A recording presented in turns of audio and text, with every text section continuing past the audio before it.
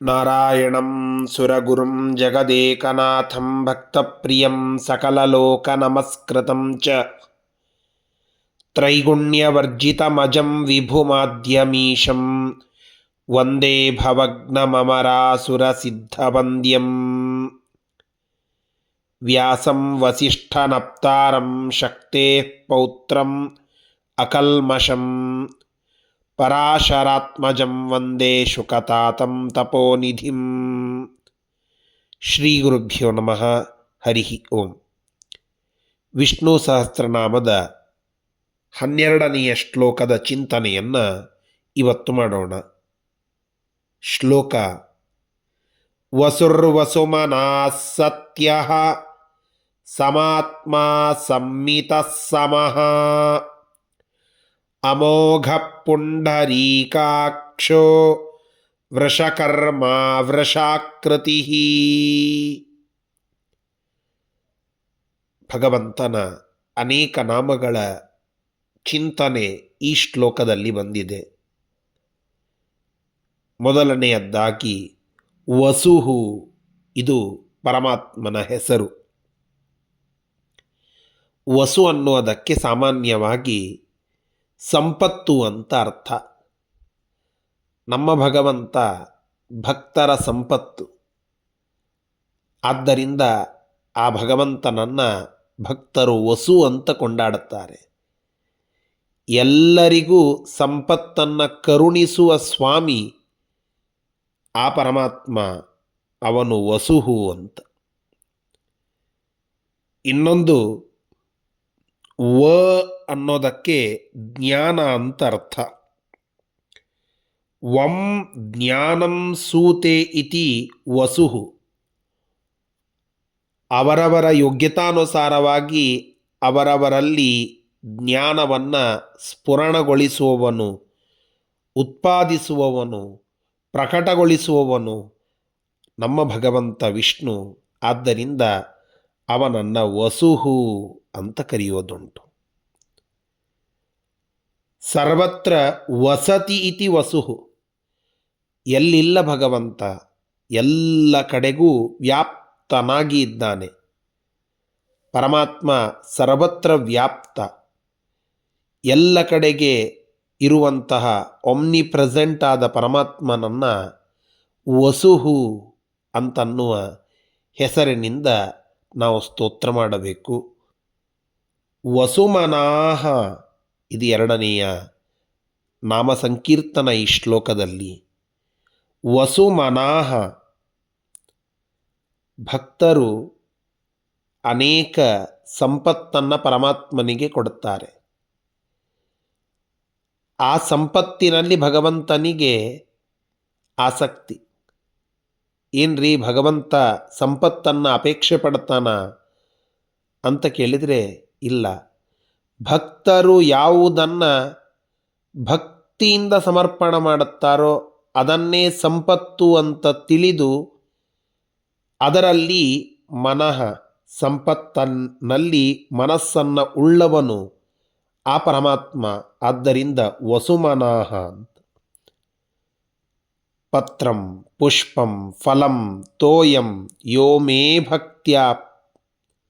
ಯಾವ ಭಕ್ತ ತುಂಬ ಭಕ್ತಿಯಿಂದ ಅದು ಚಿಕ್ಕದಾದ ಪತ್ರವನ್ನೋ, ಪುಷ್ಪವನ್ನೋ, ಫಲವನ್ನೋ, ಕಡೆಯಲ್ಲಿ ಏನೂ ಇಲ್ಲದೇ ಇದ್ದರೆ ನೀರನ್ನೋ ಭಕ್ತಿಯಿಂದ ಸಮರ್ಪಣೆ ಮಾಡಿದರೆ ಅದೆಲ್ಲ ಭಕ್ತ ಸಮರ್ಪಣೆ ಮಾಡುವ ಸಂಪತ್ತು ಅಂತ ತಿಳಿಯುವ ಕರುಣಾಶಾಲಿ ನಮ್ಮ ಪರಮಾತ್ಮ.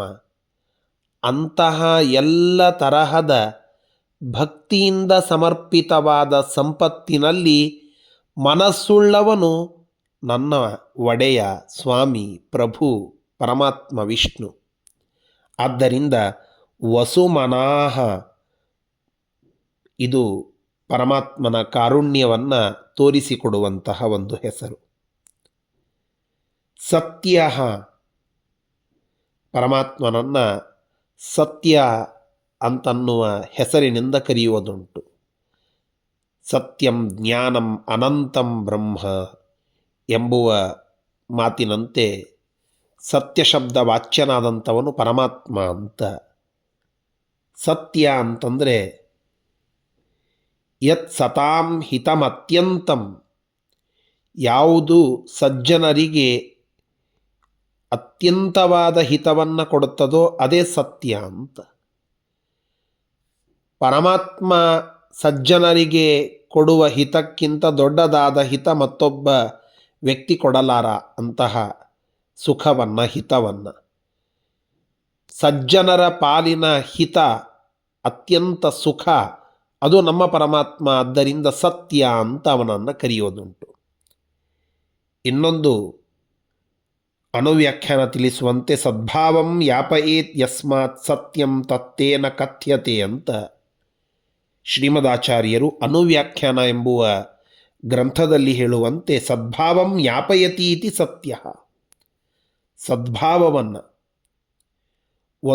ಒಂದು ವಸ್ತುವಿನ ಇರುವಿಕೆ ಸತ್ತ, ಅದನ್ನು ಹೀಗಾದರೂ ತಿಳಿದುಕೊಳ್ಳಿ, ಅಥವಾ ಒಳ್ಳೆಯ ಭಾವನೆಯನ್ನು ಅಂತಾದರೂ ತಿಳಿದುಕೊಳ್ಳಿ. ಇದನ್ನು ಯಾಪಯತಿ ಇತಿ ಸತ್ಯ, ಅದನ್ನು ತೋರಿಸುವವನು, ಪ್ರಕಟ ಮಾಡುವವನು ಭಗವಂತ. ಆದ್ದರಿಂದ ಸತ್ಯ ಅಂತನ್ನುವ ಪರಮಾತ್ಮನ ಹೆಸರು ಅನ್ವರ್ಥಕವಾಗಿದೆ. ನಮ್ಮೆಲ್ಲರಲ್ಲಿ ಇರುವ ಭಾವನೆ ಅದು ಪ್ರಕಟಗೊಳ್ಳಬೇಕು ಅಂತಾದರೆ, ಅನಾದಿ ಕಾಲದಿಂದ ಇರುವ ಒಂದು ಭಾವ ಅದು ಪ್ರಕಟಗೊಳ್ಳಬೇಕು ಅಂತಾದರೆ ಅದಕ್ಕೆ ಪರಮಾತ್ಮ ಬೇಕೇ ಬೇಕು. ಅಂತಹ ಸದ್ಭಾವವನ್ನು ಪ್ರಕಟ ಮಾಡುವ ಪರಮಾತ್ಮನನ್ನು ಸತ್ಯ ಅಂತ ಕರೀತಾರೆ. ನಾವೆಲ್ಲ ಉಪಾಸನ ಮಾಡಬೇಕಾದಂತಹ ಹಲವು ಗುಣಗಳಲ್ಲಿ ಪ್ರಮುಖವಾದದ್ದು ಸತ್ಯ, ಸತ್ಯನಾಮಕನಾದಂತಹ ಪರಮಾತ್ಮ ಅಂತ. ಅಂತಹ ಪರಮಾತ್ಮ ಸತ್ಯ. ಸಮಾತ್ಮ, ಮಾ ಅನ್ನೋದಕ್ಕೆ ಲಕ್ಷ್ಮೀದೇವಿ ಅಂತ ಅರ್ಥ. ಆತ್ಮ ಅನ್ನೋದಕ್ಕೆ ಚತುರ್ಮುಖ ಬ್ರಹ್ಮದೇವರು ಅಂತ ಅರ್ಥ.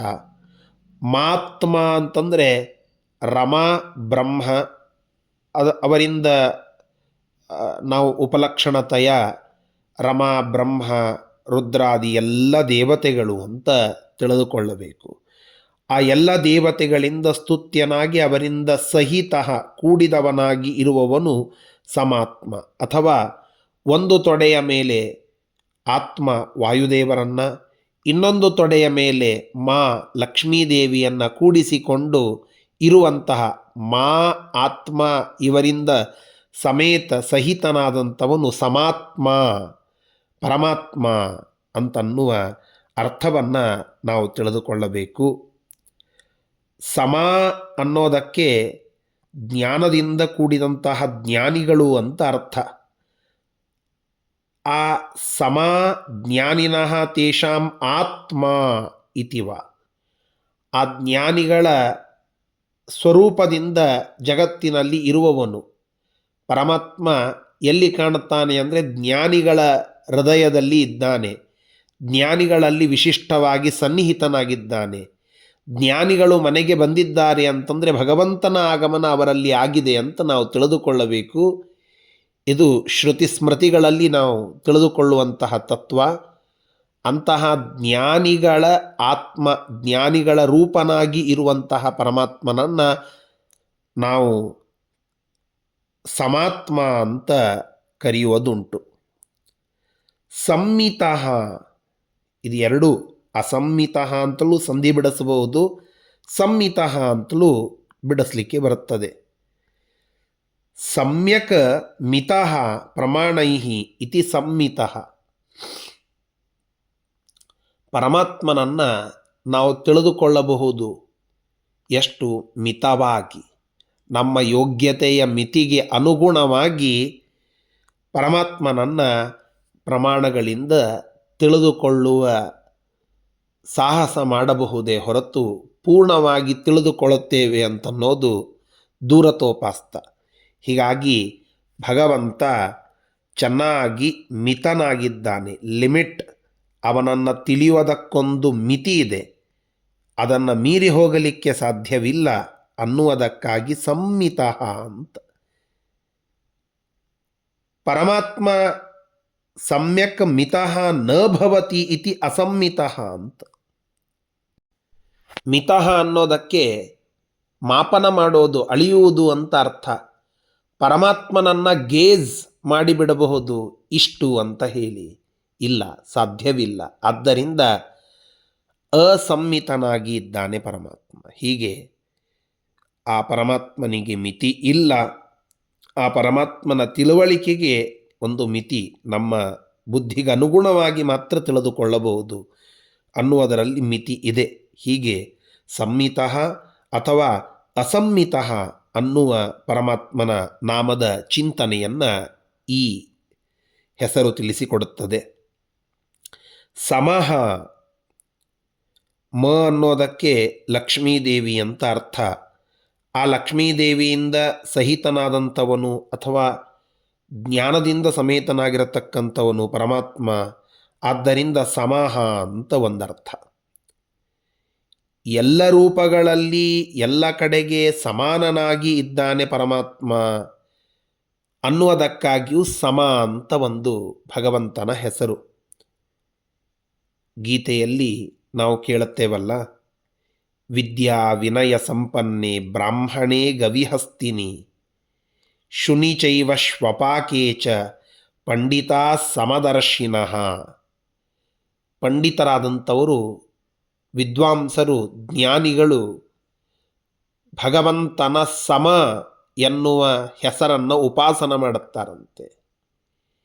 ಯಾವ ರೀತಿಯಾಗಿ ಉಪಾಸನ ಮಾಡುತ್ತಾರಂತಂದರೆ, ಪರಮಾತ್ಮನನ್ನು ತಿಳಿಯುವ ವಿದ್ಯೆ ಬಲ್ಲಂಥವರು, ವಿನಯವನ್ನು ಹೊಂದಿದಂಥವರು, ಬ್ರಾಹ್ಮಣನಲ್ಲಿ, ಆಕಳಿನಲ್ಲಿ, ಆನೆಯಲ್ಲಿ, ನಾಯಿಯಲ್ಲಿ, ನಾಯಿಯನ್ನು ತಿನ್ನುವ ವ್ಯಕ್ತಿಯಲ್ಲಿ, ಚಂಡಾಲನಲ್ಲಿಯೂ ಕೂಡ ಪರಮಾತ್ಮನಿದ್ದಾನೆ.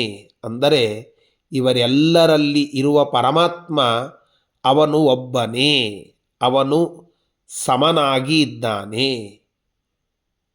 ಆ ಎಲ್ಲ ವ್ಯಕ್ತಿಗಳಲ್ಲಿ ಪರಮಾತ್ಮ ಒಳಗಡೆ ಇದ್ದಾನೆ, ಅವನು ಸಮ.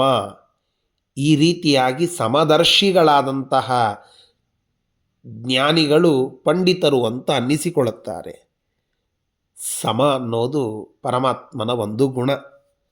ತತ್ತತ್ ಯೋಗ್ಯ ಫಲದಾತೃತ್ವಾತ್ ಸಮಃ, ಅವರವರಿಗೆ ಯೋಗ್ಯವಾಗಿ ಫಲವನ್ನು ಕೊಡುತ್ತಾನೆ. ಸಮಾನತೆ ಎಲ್ಲರಿಗೆ ಒಂದೇ ರೀತಿಯಾಗಿ ಮಾಡುವುದು ಅನ್ನುವ ಸಮಾನತೆ ಅಲ್ಲ. ಯಾರೆಲ್ಲರಿಗೆ ಯಾವೆಲ್ಲ ಯೋಗ್ಯತೆ ಇದೆಯೋ ಆ ಯೋಗ್ಯತೆಗೆ ಅನುಗುಣವಾಗಿ ಅವರವರಿಗೆ ತಕ್ಕುದಾದ ಫಲವನ್ನು ಕೊಡುವುದು ಸಮಾನತೆ. ಈ ಸಮಾನತೆಯನ್ನು ತೋರಿಸಿಕೊಟ್ಟಂತಹ ಪರಮಾತ್ಮ ಸಮಃ ಅಂತ ಅನ್ನಿಸಿಕೊಳ್ಳುತ್ತಾನೆ. ಇಂತಹ ಸಮಃ ಇದು ಪರಮಾತ್ಮನ ಹೆಸರು. ಅಮೋಘ ನ ವಿದ್ಯತೆ ಮೋಘಂ ಅಮೋಘ. ಯಾವ ಭಗವಂತನಿಗೆ ಮೋಘ ಇಲ್ಲವೋ, ಯಾವ ಭಗವಂತ ಯಾವುದೇ ತರಹದ ಕಾರ್ಯವನ್ನು ಮಾಡಿದರೂ ಅಲ್ಲಿ ವೈಯರ್ಥ್ಯ ಕಾಣುವುದಿಲ್ಲ. ಅಂದರೆ ಭಗವಂತನ ಕಾರ್ಯ ಅದೆಂದೂ ಹುಸಿ ಹೋಗುವುದಿಲ್ಲ. ಅಂತಹ ಕಾರ್ಯಗಳನ್ನು ಮಾಡುವ, ಎಂದಿಗೂ ಹುಸಿ ಹೋಗದ ಕಾರ್ಯಗಳಲ್ಲಿಯೇ ರತನಾದ ಪರಮಾತ್ಮನನ್ನು ಅಮೋಘ ಅಂತ ಕರೆಯುವುದುಂಟು.